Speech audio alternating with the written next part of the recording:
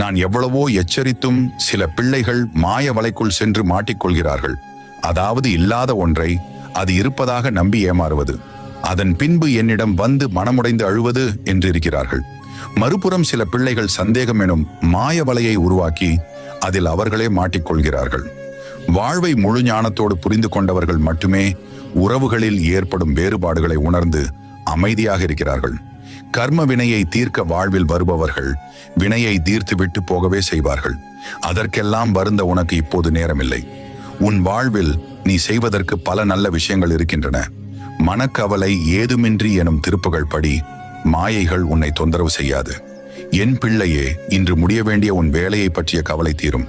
அந்த வேலை நல்லபடியாக நடந்து முடியும். நீ திட்டமிட்டபடியே அனைத்தும் சரியாக நடக்கும். உங்கள் மனம் மகிழ்ச்சியாக இருந்தால் உங்கள் ஆரோக்கியம் சீராக இருக்கும். வாழ்வில் நடந்த மகிழ்ச்சியான நிகழ்வுகளை நினைத்து பாருங்கள்.